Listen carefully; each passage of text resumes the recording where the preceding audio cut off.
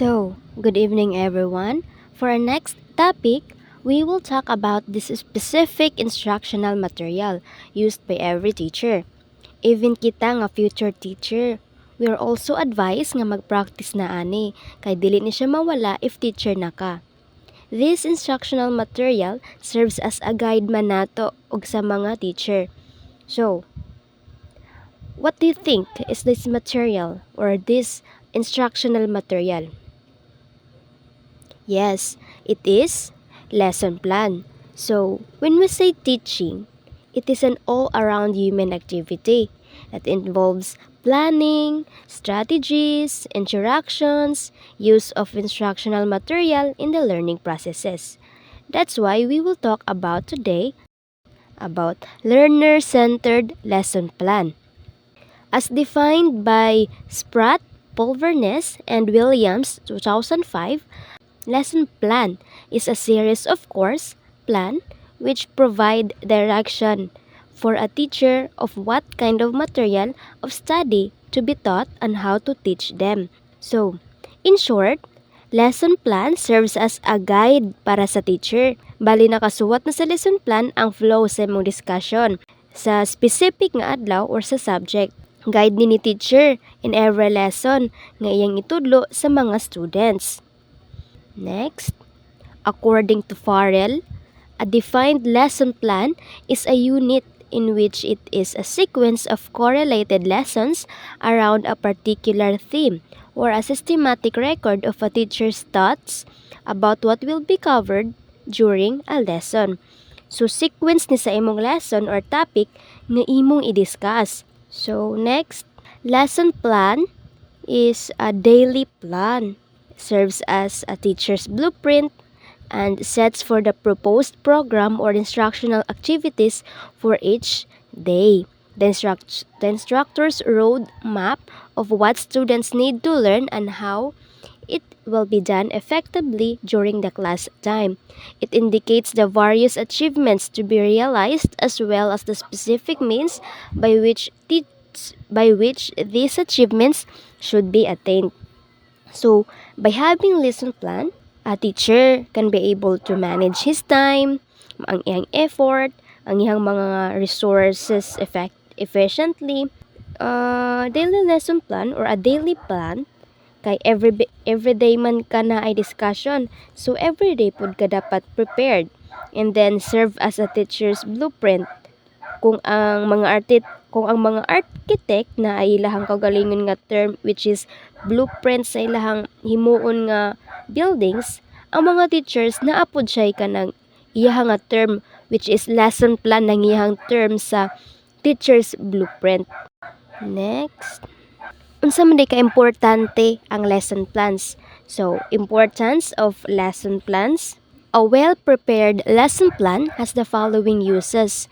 It offers optimum results in terms of objectives, activities, and methods. It serves as a guide to an appropriate teacher. It helps in the organization of lessons, and it ensures good instructions and prepare the teacher for an effective teaching.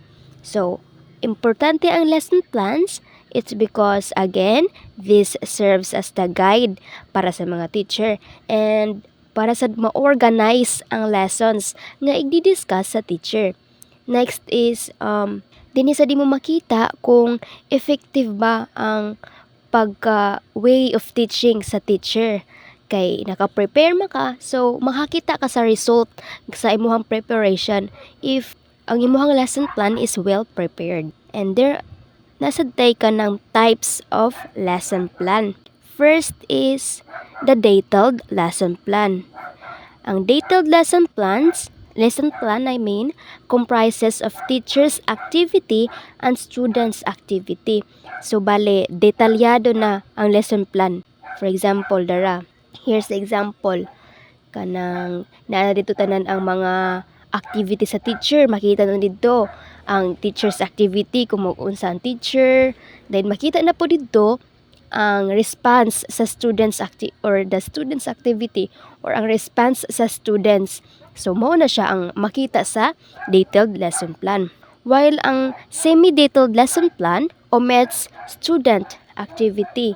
So, wala sa semi-detailed lesson plan, wala na appeal ang mga responses sa imong students or the students activity. So like this one, puros na lang siya kanang flow sa imong lesson. Bali ang kalainan sa detailed lesson plan o semi-detailed lesson plan kay ang sa detailed kay naaman didto bali naka-provide na tanan bali from the word detailed, detalyado na ang kanang responses na ay buhatonon sa mga teacher o nasa buhatonon sa mga students. Ang sa semi lang is na-exclude na ang sa students nga activity. Bali teachers na lang mga kanang flow sa buhaton sa teacher. Lastly is the brief lesson plan. Very short and can take the form of an instructional material for the learners. So from the word brief, mas gipagamian pa yun siya kaysa sa uban nga types of lesson. So sa dinhi, lahos-lahos na siya bali kanang kuan na lang yun siya pinamubo nga style sa lesson plan, sa brief lesson plan. Brief. So next is the elements of a lesson plan or instructional plan or the learning plan. Bali elements kung mahibaw-an na to kung unsay sequence or pagka mga naa sa lesson plan.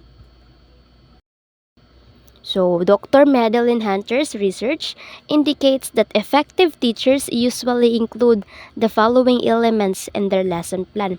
First is the anticipatory set. A short activity, dispatch, or prompt that focuses the student's attention and ties previous lessons to today's lesson. In Filipino, we can call it paganyak or motivation in English. Bale sa anticipatory set, dinhi mo magkanang hatag kag short activity bale motivation for your next activity, next lesson. Bale kanang maghatag activity nga related sa imuhang topic karong adlaw. Next is the purpose.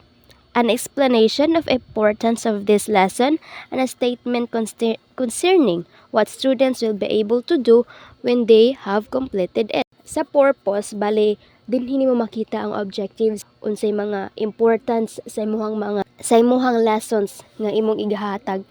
Next is the input, the vocabulary, skills, and concept to be learned. Nasud pud ni siya sa objectives. Like, unsa ganitong 3 domain when writing an objective. We have CAP, which means C for cognitive, A for affective, and P for psychomotor. When we say cognitive, it involves understanding, right? Then when we say affective, it involves attitude. It involves attitude. And when we say psychomotor, it involves skills. Then modeling, the teacher demonstrate what is to be learned. So sa modeling, diyan na nimo makita ang pag-discuss sa teacher. Guided practice, the teacher leads the students through the steps necessary to perform the skills using different or multiple modalities. Next is checking for understanding. The teacher uses a variety of questioning strategies to determine if the students are understanding. Bale, application na ni siya sa lesson plan. Kaya dihan na mo i-test if the students learn something. Next is independent practice. Releases students to practice on their own.